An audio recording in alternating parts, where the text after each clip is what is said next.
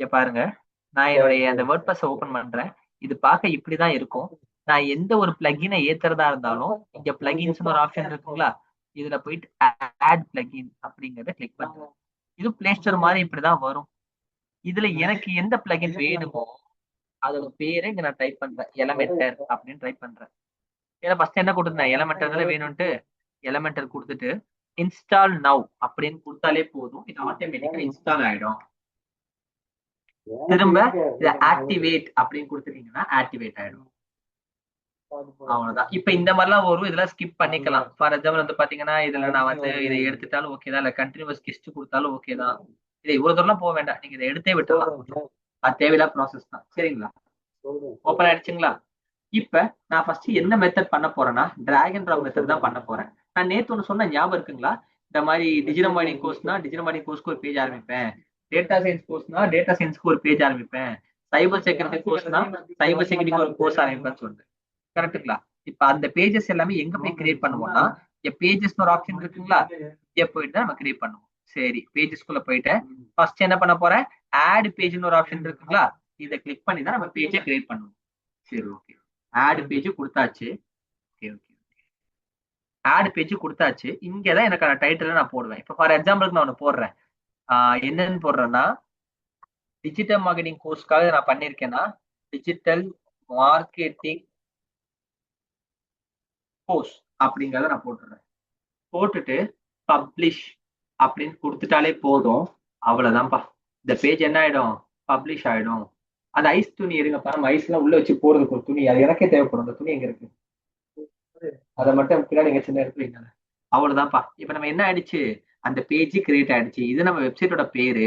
அதுல எண்டுல பாருங்க, நம்ம நேம் கொடுத்தோன்னே அவனே அந்த நேம் எடுத்துக்கிட்டான், கேப்ல ஐஃபன் அவனே போட்டுக்கிட்டான். இந்த வெப்சைட்டுக்கு உள்ள டிஜிட்டல் மார்க்கெட்டிங் கோர்ஸ் அப்படின்னு ஒரு பேஜ். பட் நீங்க விஷயத்தை நோட் பண்ணீங்களா, என்னன்னா இருங்க நான் காமிக்கிறேன்.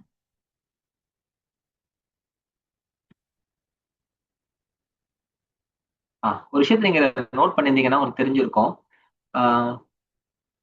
பேஜ நம்ம இஷ்டத்துக்கு கிரியேட் பண்ற மாதிரி இல்லாம இந்த மாதிரி கொச்ச கொச்சன்னு இருக்கு பாருங்க. அதாவது இது நம்ம எப்படி பார்க்கணும்னா, இதுதான் உங்களுடைய விண்டோவுடைய சைஸ்ன்னு எடுத்துக்கோங்களேன். இதுல இந்த இடத்துல ஒரு வார்த்தை வந்திருக்கு 1 2, ஒரு வார்த்தை இங்க ஒண்ணு வந்திருக்கு, இந்த இடத்துல ஒரு வார்த்தை வந்திருக்கு. சரி, நடுவுல ஒரு வார்த்தை வந்திருக்கு. சரி, கீழே ரெண்டு வார்த்தை வந்திருக்கு. அதுல ஒண்ணு சின்னது, இன்னொன்னு ரொம்ப பெருசு.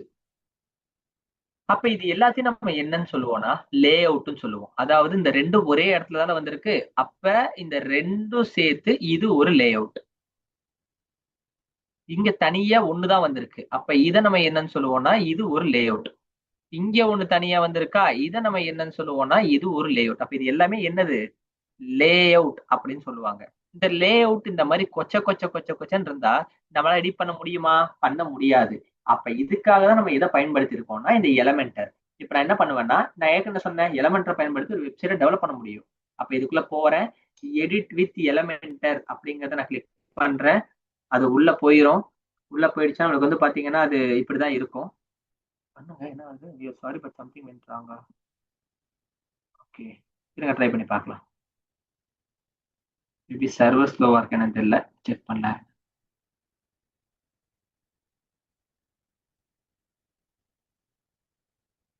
ஓகே, ஓப்பன் ஆயிடுச்சு. இப்படிதான்ப்பா இருக்கும். இப்ப இந்த லே அவுட்லாம் கொச்ச கொச்சன்னு இருக்குல்ல, இதை நம்ம சரி பண்ணி தான் ஆகணும். அதை எப்படி சரி பண்றதுன்னா எலமெண்டர் மூலமா மட்டும் தான் சரி பண்ண முடியும். அப்ப இங்க இருக்கல, எங்க எலமெண்டரோட லோகோ இருக்கு, இங்க இருக்கு பாருங்க எலமெண்டர் லோகோ. அதை கிளிக் பண்ணி வெப்சைட்டோட செட்டிங்ஸ்குள்ள நான் போறேன். எலமெண்டர் லோகோ கிளிக் பண்ணி வெப்சைட்டோட செட்டிங்ஸ்குள்ள போயிட்டா இங்க லே அவுட்னு ஒரு வார்த்தை இருக்கா, அதை கிளிக் பண்றேன். அதுக்குள்ள இது ஆல்ரெடி டிஃபால்ட்டா தீமோட லே அவுட்ல இருக்கிறதுனால தான் அப்படி கொச்ச கொச்சன்னு இருக்கு. அப்ப அதை என்ன பண்ணுவேன், எலமெண்டர் கேன்வாஸ்க்கு மாத்திட்டு சேவ் சேஞ்சஸ் கொடுத்துட்டா போதும். அவ்வளவுதாம்மா. என்ன பண்றேன், இதை நான் வந்து நான் க்ளோஸ் கொடுத்துட்றேன். க்ளோஸ் கொடுத்துட்டு இந்த பேஜ் வந்து ரீலோட் பண்ணிட்டீங்கன்னா அவ்வளவுதான், முடிஞ்சுது. இப்ப இந்த பேஜை போய் நான் ரெஃப்ரெஷ் பண்றேன், இங்க பாரு கொச்ச கொச்சன்னு இருக்கா, இதை நான் திரும்ப ரெஃப்ரெஷ் பண்ணிட்டா எல்லாமே போயிடும். ஏன்னா என்ன பண்ணிட்டோம், தீமுடைய டிஃபால்ட்ல இருந்து எடுத்துட்டு நம்ம தனியா போட்டு கொடுத்துட்டோம். இப்ப நான் உங்களுக்கு ஒரு செட்டப் சொல்றேன். இதுல வந்து பார்த்தா டிராக் அண்ட் ட்ராப் ஆப்ஷன்ஸ்க்காக ஒரு செட்டப். இப்ப நான் எப்படி லே அவுட் போடலான்னு இருக்கேன்னா, ஒரு பெரிய ஸ்கிரீனு, இந்த ஸ்கிரீன்ல இந்த ஒரு பக்கம் வெறும் இமேஜ் மட்டும்தான் வரணும். இந்த பக்கம் ஒரு டைட்டில் வரணும். அதுக்கு கீழே ஒரு சின்ன கண்டென்ட் வரணும். அதுக்கு கீழே வந்து பாத்தீங்கன்னா கால் டு ஆக்ஷன் பட்டன் வரணும். அப்படின்னா இதை நம்ம எப்படி திரும்ப பிரிக்கணும்? இப்படி பிரிக்க முடியாதுல்ல. ஒரு லே அவுட்னு இப்படி பிரிக்க முடியாது. ஏன்னா பிரிச்சா இந்த இமேஜ்ல பாதி வந்துருச்சு. ஆனா இங்க எப்படி பிரிச்சிருக்கோம் பாருங்க. மூணுமே ஒரே ஸ்பேஸ்ல வர மாதிரி பிரிச்சிருக்கோம். இது இதோட ஒட்டல. இது இப்ப நான் திடீர்னு இதை இப்படி எடுத்திருந்தேன்னா இந்த இமேஜோட அடிபட்டிருக்கும். அப்படி எடுக்காம இன்னொரு பெரிய ஸ்பேஸா நான் போட்டு கவர் பண்ணியிருக்கேன். அந்த மாதிரி இங்க பண்றதா இருந்தா இதை நம்ம எப்படி பிரிக்க முடியும்? இப்படி பிரிக்க முடியாது. இப்படிதான் பிரிக்க முடியும். ஏன்னா இப்ப எதுக்கு எதுக்கு அடி விழுகல. இது தனி, இது தனி. அப்ப இது ஒரு லே அவுட், இது ரெண்டாவது லே அவுட். ஏன்னா இதை நீங்க இப்படி பிரிச்சீங்கன்னா இமேஜ் அடி விழுகும். அப்ப எத்தனை லே அவுட் வந்திருக்கு? 2 லே அவுட் வந்திருக்கு. அப்ப எனக்கு இங்க எத்தனை லே அவுட் வேணும்? 2 வேணும். அப்பதான் ஒரு பக்கம் இமேஜ் போட முடியும், ஒரு பக்கம் கண்டென்ட் போட முடியும். அப்ப நான் என்ன பண்ணுவேன்? இந்த பிளஸ் ஐக்கானை கிளிக் பண்ணீங்கன்னா பிளெக்ஸ் பாக்ஸ்னு ஒண்ணு இருக்கும். அதுக்குள்ள போனீங்கன்னா உங்களுக்கு எத்தனை லே அவுட் வேணும்னு கேக்குறான். நான் ஏற்கனவே சொன்ன மாதிரி எனக்கு 2 தான் வேணும். ஒரு பக்கம் இமேஜ், ஒரு பக்கம் கண்டென்ட். அப்ப இதை நான் இப்படி சூஸ் பண்ணிட்டால் அவ்வளவுதான்ப்பா. உங்களுக்கு என்ன வந்துருச்சு? 2 லேஅவுட் வந்துருச்சு. இதுக்குள்ள எனக்கு என்ன வரணும் அப்படின்னா இமேஜ் வரணும். கரெக்ட்டுங்களா? சரி, அதுக்கு முன்னாடி நம்ம இதோட சைஸ கொஞ்சம் கரெக்ட் பண்ணிடலாமா? சரி, நான் சைஸ்க்குள்ள போறேன். இந்த சைஸ பாருங்க. காலம் ரோ, அதாவது வந்து பாத்தீங்கன்னா ரோ காலம் என்ன சைஸ்ல இருக்கணும்னு கேக்குறாங்க. 600 கொடுத்து பார்க்கலாமா என்ன வருதுன்ட்டு? சரி, 600க்கு 600 போட்டா எவ்வளவு சைஸ் வருதுன்னு பாப்போமா?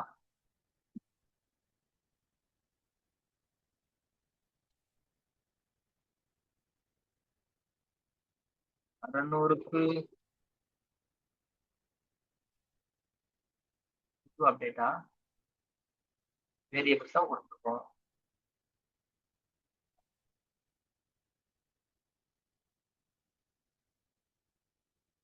அப்டேட் பண்ண சொல்றானே, ஒரு நிமிஷம் இருப்பா.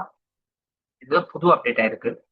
சைஸ் வந்து பாத்தீங்கன்னா with minimum with matching with இந்த மாதிரி. ஓகே, அப்ப இப்படிதான் வரணும். மேக்ஸிமம் வித் மேக்ஸிமம் ஹைட் வந்து பாத்தீங்கன்னா மேக்ஸிமம் வித் வந்து பாத்தீங்கன்னா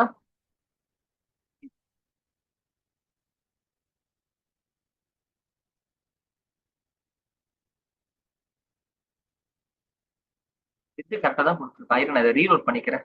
ஏதோ சேஞ்சஸ் நான் தெரியாம பண்ணிருக்கேன்னு நினைக்கிறேன். ஃபர்ஸ்ட் எல்லாம் அழகா பாக்ஸ் போட்டு கொடுத்துருவான். நமக்கு சேஞ்ச் பண்ண ஈஸியா இருக்கும். ஏதோ ரீமாடல் பண்ணிருக்கான் போல, நமக்கு அது வரமாட்டேங்குது. நான் ப்ளஸ் கொடுக்குறேன். ப்ளஸ் பாஸ்க்குள்ள போயிட்டேன். 2 பாஸ் கொடுத்துட்றேன்.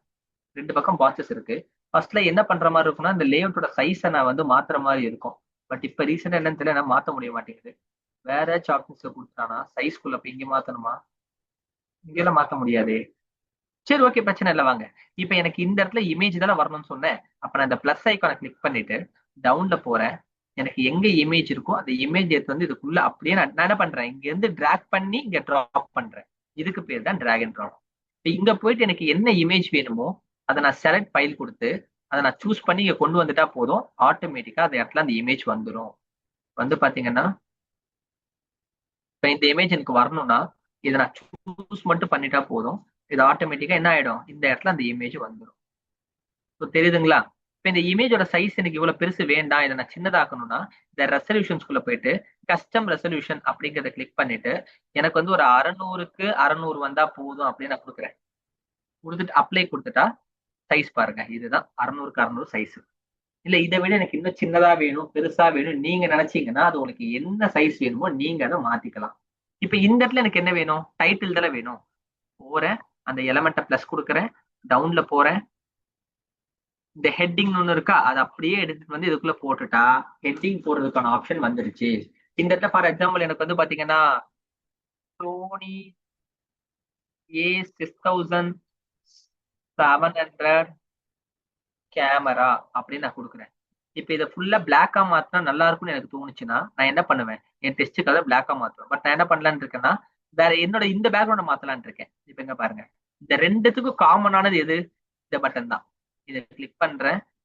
இதுலயுமே இப்ப எங்க மாத்துவேன்? கஸ்டம் சிஎஸ்எஸ் இருக்கு, சைஸ் இருக்கு, ஸ்பேசிங் இருக்கு, டைப்போகிராஃபியா, இல்ல பேக்ரவுண்ட் ஒண்ணு இருக்கே, பேக்ரவுண்டா.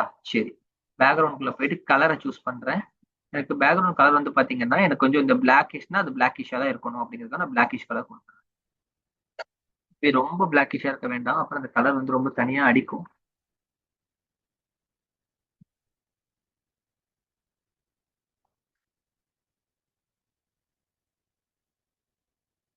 ஓகே, இந்த கலர் நான் கொடுக்குறேன், கொஞ்சம் ப்ரீமியமா இருக்கு பாக்க. அப்ப இந்த கலர் நான் கொடுக்குறேன்னா, அப்ப என்னுடைய டெஸ்ட் நான் எந்த கலர்ல கொடுத்தா நல்லா இருக்கும்? ஒயிட் கொடுத்தா நல்லா இருக்கும். அப்ப கிளிக் பண்ணா இங்கேயே வந்து கலர் காமிக்கிறாங்க. இத நான் பியூர் ஒயிட்ல கொடுத்துறேன். சரி. இப்ப எனக்கு கீழ வந்து பாத்தீங்கன்னா, ஒரு சின்ன கான்டென்ட் வேணும். அப்ப நான் என்ன பண்ண போறேன்னா, திரும்ப இதுல டவுன்ல போறேன். ஹெட்டிங் பக்கத்திலேயே வந்து பாத்தீங்கன்னா, டெக்ஸ்ட் எடிட்டர்ன்னு ஒண்ணு இருக்கா? அத அப்படியே எடுத்துட்டு வந்து இப்படி விட்டீங்கன்னா மேல போயிரும். எங்க அந்த டெக்ஸ்ட் மேல போயிரும். அங்க வரக்கூடாது. கீழ வரணும். இந்த Sony A6700 கீழ வரணும். அவ்வளவுதான்ப்பா. இப்ப நான் எனக்கு என்ன கான்டென்ட் வேணுமோ, அத நான் இங்க போட்டாலே போதும். நான் இப்ப என்ன போடுவேன்னா, பெஸ்ட் போர்ட்ரைட் கேமராவா? கேமரா எவர் சோனி மார்க்கெட் அப்படின்னு நான் போட்டுறேன். போர்ட்ரேட் கொடுத்துறேன். இது வந்து பாத்தீங்கன்னா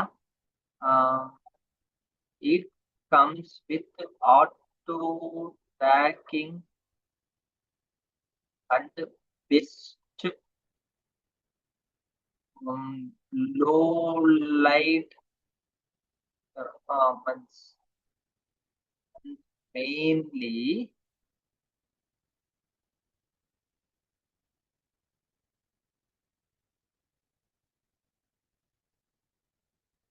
ரெக்கமெண்டட் ஃபார் டிராவல் அப்படின்னு ஒரு கான்டென்ட் கொடுத்துட்றேன். இப்ப அந்த ஸ்பெல்லிங்லாம் நம்ம ஆட்டோ கரெக்ட் பண்ணிக்கலாம். ஓகேங்களா? இப்ப நான் இதை எடுத்துடுறேன். ரெக்கமெண்டட். ஓகே. இப்ப இந்த கண்டென்ட் கலர் மாத்தணும்னா அதை நான் என்ன சொன்ன ஸ்டைல்ல தான் போயிட்டு நம்ம டிசைன்ஸ் எல்லாம் பண்ணுவோம். கரெக்ட்டுங்களா? ஸ்டைலுக்குள்ள வந்துட்டேன்.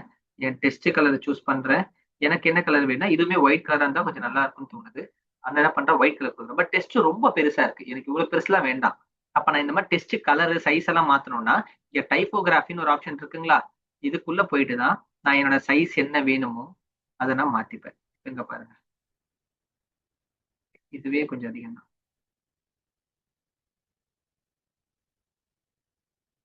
இந்த கலர் நான் வச்சுக்கிறேன். அப்ப என்னுடைய சைஸை என்னால என்ன பண்ண முடியும், ஈஸியா மாத்திக்க முடியும். இது இன்னும் கொஞ்சம் போல்டா இருக்கணும் அப்படின்னா அதுக்குதான் இந்த வெயிட்.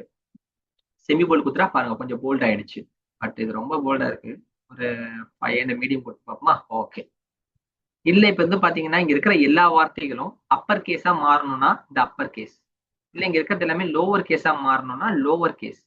இல்ல இங்க இருக்கிற முதல் வார்த்தை மட்டும் அப்பர் கேஸா இருக்கணும்னா அதுக்குதான் இந்த ஆப்ஷன். அப்புறம் லைனோட ஹைட் பாருங்க, இதை பண்ணும் போதே உங்களுக்கு தெரிஞ்சிடும். இங்க பாருங்க எவ்வளவு கேப் வருவாங்க. இந்த லைன் இது வரைக்கும் போகும். அப்படிலாம் வேண்டாம், எனக்கு வந்து பாத்தீங்கன்னா கொஞ்சம் இப்படி இருந்தாலே போதும். அப்புறம் நம்ம இந்த லைன் ஐட்டே கொடுத்துக்கலாம். ஒரு ஒரு லெட்டருக்கு நடுவில் இருக்கக்கூடிய ஸ்பேஸை நீங்க அதிகரிக்கணும்னா இங்க வந்து நீங்க அதிகரிச்சுக்கலாம் இந்த மாதிரி. ஓகே. இல்ல ஒரு ஒரு வேர்டுக்கு நடுவில் இருக்கக்கூடிய ஸ்பேஸை நீங்க அதிகரிக்கணும்னா அதை இங்க வந்து அதிகரிச்சுக்கலாம். இது பாருங்க. ஓகே. சரி, இப்ப இங்க ஒரு பட்டன் வரணும். கரெக்ட்டுங்களா? அப்ப நான் என்ன பண்றேன், திரும்ப பிளஸ் கொடுக்குறேன், டவுன்ல போறேன். பட்டன் ஒண்ணு இருக்குங்களா? அதை எடுத்துட்டு வந்து இந்த இடத்துல வச்சுட்டேன்னா பட்டன் கீழே வந்துடும். பட்டனுடைய கலருமே எனக்கு என்னவா இருக்கணும், ஃபர்ஸ்ட் உள்ள ஒயிட்டோட ஒயிட் இருந்தா தெரியாது. பை நவ் இதை ஃபுல்லா வந்து பாத்தீங்கன்னா ஒரு பிளாக் கலரா கொடுத்துடலாம். பட்டனுடைய டெஸ்ட் கலர் பிளாக்கா இருந்தாதான் நமக்கு அந்த பட்டனுடைய கலர் ஒயிட்டா இருக்கும்போது கொஞ்சம் அழகா தெரியும். சரி, டெஸ்ட் கலர்னு ஒண்ணு இருக்குங்களா? கிளிக் பண்றேன், பிளாக் ஆக்கிடுறேன் ஃபுல்லா. சரி, ஓகே. இப்ப இந்த பட்டன் கலரை மாத்துவோமா? இந்த கிரீன் இருக்குல்ல, இதை சூஸ் பண்ணி இங்க ஒயிட் கொடுத்துட்டீங்கன்னா மாறிடுச்சு. இப்ப இந்த மூணுமே இப்ப நான் பப்ளிஷ் பண்ணிட்டா எப்படி இருக்கும் பாருங்க. இது ரொம்ப மேல இருக்கிற மாதிரி இருக்கும். ஹைட்டா மேல இருக்கிற மாதிரி இருக்கும். இங்க பாருங்க, இது ஓகே. பட் இந்த ரொம்ப மேல இருக்கு. இது கொஞ்சம் அழகா இந்த மாதிரி இடங்கள்ல வந்தா அழகா இருக்கும் பாக்க. அப்ப அந்த மாதிரி விஷயத்த பண்ணணும்னா அதுக்குதான் இவங்க ஒரு ஆப்ஷன் கொடுத்துருக்காங்க. அதுக்கு பேர் தான் அட்வான்ஸ்னு ஒரு ஆப்ஷன். இதை நான் கிளிக் பண்றேன். இதெல்லாம் உங்களுக்கு தேவைப்படாது. அட்வான்ஸ் எல்லாம் உங்களுக்கு சுத்தமா தேவைப்படாது. பட் தெரிஞ்சு வச்சுக்கோங்க. நாளைக்கு எல்லாமே தெரிஞ்சுக்கணுங்கிறதுக்காக தெரிஞ்சு வச்சுக்கோங்க. இப்ப நான் என்ன பண்றதா இருக்கேன், இது எல்லாத்தையும் நான் பின் பண்ணிடுறேன். பின் பண்ணா நான் ஒரு ஒரு விஷயத்தை மட்டும் தனித்தனியா பயன்படுத்திக்க முடியும். டாப் எனக்கு மேல போகணும் அப்படின்னா இதை நான் கொடுத்தேன்னா இங்க கீழே இறங்குது பாருங்க. அப்ப டாப்ல 50% கீழே இருக்குன்னு நான் சொல்றேன். புரியுதுங்களா? இப்ப நான் இன்னும் கொஞ்சம் அதிகமா கூட பண்ணலாம். ஃபார் எக்ஸாம்பிள் வந்து பாத்தீங்கன்னா டாப் வந்து ஒரு 80% கீழே இறங்குனா இன்னும் கொஞ்சம் ஃபுல்லா கீழே இறங்கிடும். இல்ல டாப் வந்து ஒரு 130% கீழே இறங்கணும்னா அது இன்னும் மீடியம்ல வந்துடும். இல்ல டாப் ஒரு 150% கீழே இறங்கணும்னா அது இன்னும் கொஞ்சம் கிளிக் பண்ணிட்டேன் இப்படி வந்து. இப்ப நான் ஃபார் எக்ஸாம்பிள் இதை போயிட்டு நான் பப்ளிஷ் கொடுத்துட்டு இப்ப நான் பாக்குறேன் எனக்கு அது கரெக்டா இருக்கான்ட்டு. கீழே இறங்கிருச்சு பாருங்க. எனக்கு இந்த பக்கம் கொஞ்சம் நகரணும், இது ரொம்ப ஸ்கிரீனை ஒட்டி இருக்குன்னு நினைச்சீங்கன்னா அதே இதுக்குள்ள போங்க, அதே டைட்டில கிளிக் பண்ணுங்க. இதுல வந்து லெஃப்ட் தானே நகரணும். லெஃப்ட் வந்து பாத்தீங்கன்னா ஒரு 10 கொடுக்குறேன். லெஃப்ட் நகர்ந்துருச்சு. So, தெரியுதுங்களா? இப்ப அதே மாதிரி எல்லாத்துக்கும் கொடுக்கணும். ஏன்னா இப்ப நம்ம இதை நகர்த்தினா எல்லாமே நகர முடியாது, அதான் நகராது. அப்ப இது எல்லாத்தையும் எடுத்துடுறேன். எடுத்துட்டு லெஃப்ட் வந்து அதே தான். அங்க 10னா இங்கேயும் 10 தான். சாரி, 100 அங்கே 10னா இங்கேயும் 10 தான். அதே மாதிரி பட்டன் அப்படிதான். கிளிக் பண்ணிட்டு அட்வான்ஸ்குள்ள போங்க. எல்லாத்தையும் வந்து ரைட் பண்ணிக்கோங்க. லெஃப்ட்ல வந்து ஒரு 10 கொடுத்துட்டீங்கன்னா 10 நம்ம இப்ப நான் இதை பப்ளிஷ் பண்றேன். பப்ளிஷ் பண்ணிட்டு இப்ப நான் வந்து இந்த பேஜை நான் ரெஃப்ரெஷ் பண்ணனா கொஞ்சம் அழகா பாருங்க. இப்போ கொஞ்சம் அது கொஞ்சம் பாக்குறதுக்கே அந்த சோனியின் பேர்லாம் போட்டு பைனோ பட்டன்லாம் கொடுத்து கொஞ்சம் பார்க்கவே நல்லா இருக்கும். இதுதான் நம்ம என்னன்னு சொல்லுவோம்னா டிராக் அண்ட் டிராப் மெத்தட்னு சொல்லுவோம். நம்ம டிராக் அண்ட் டிராப் பண்ணி ஒரு ஒரு கான்செப்டா நம்மளே ஒர்க் பண்றதுதான் இந்த மெத்தட்.